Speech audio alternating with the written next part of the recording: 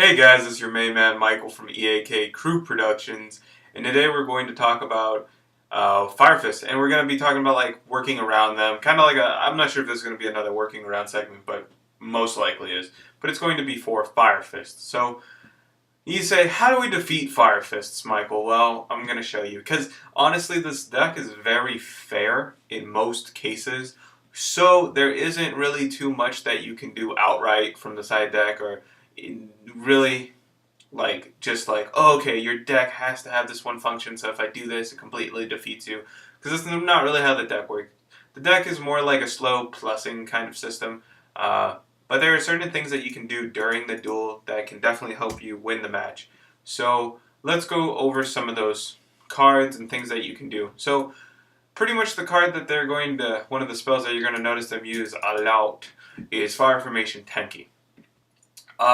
This card, a lot of Fire Fist players actually run a low monster count. So if you're playing against one of the ones that are playing a low monster count, MSTing the Fire Formation Tenki when they activate it can really give you the advantage in the duel, because if you MST it upon activation, it won't resolve, meaning that they won't get to search and add. And if they can't do that and somehow they don't open with a very good amount of monsters and you have the bottomless for the next one, then you can be in a very good position to just beat them to death. So well-placed MSTs is definitely one way to hurt this deck. Alright, so we've got Fiendish Chain. Now this card is very popular, this format in general, but it also hurts Fire Kings quite a bit. A lot of people think, oh, let me sign it out though, because depending on the builder, they're probably running 3 to 6 vanillas, which means that's 3 to 6 monsters that I can't hit with Fiendish Chain. But I think keeping Fiendish Chain in is good, maybe if you have it at 3 lower to 2. Unless, of course, you're playing against a player that plays 3, then I think if you have Fiendish Chain at 3, it's still okay to keep it at 3, honestly.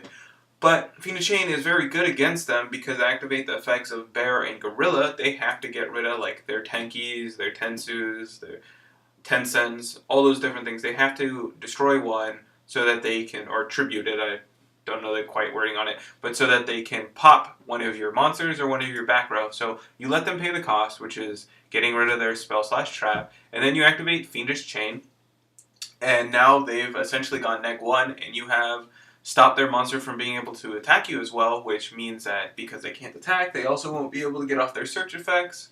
So you've stalled them out for that turn, and next turn you can just run them over, having made them go -1.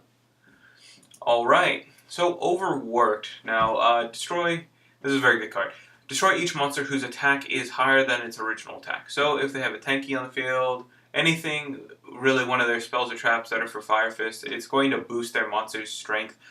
So if you have the Overworked, you can pretty much Dark Hole them, which is phenomenal. Really great thing to do against them. Stops them almost completely. Now that I think about it, let's add Thunder King Ryo into this. So the main heart of the deck is the fact that they're able to search for a card that then searches for another card. Pretty busted. But if you have Thunder King Ryo on the field, they will, let's say the only spell/trap one that they have to activate against you is a Tenki. So they have to activate it, which means that they've wasted the real value of the card, which is searching for the bear, and now they have to play it, and now they have to have a bear in hand, play it to pop your Thunder King, and then they can attack and search for another Tenki, but they won't even be able to activate it until their next turn, which gives you another moment to grab an MST and get ready to pop it.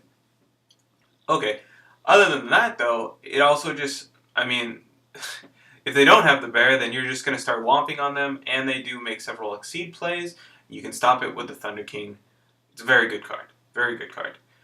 Let's see.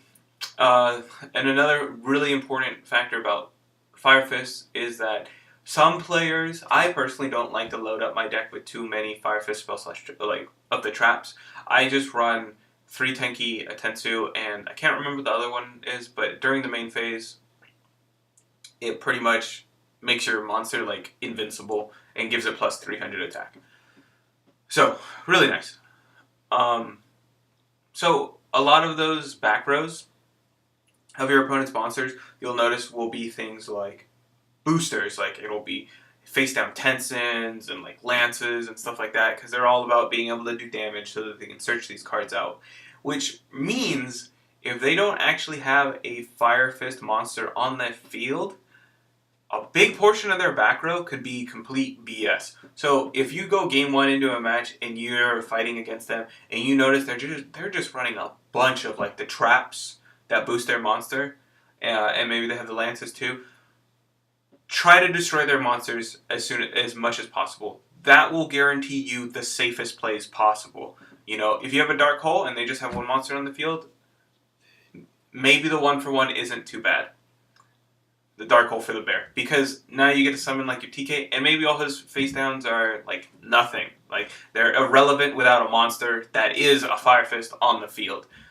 You know, or at least a Beast Warrior anyways, and then you can attack over. So, but that is pretty much how you defeat Fire King or Fire Fists. You know, get rid of their tankies, chain to their costs, hit them with overworks, stop their searches with Thunder Kings, and make it so that their Fire Fist traps are irrelevant.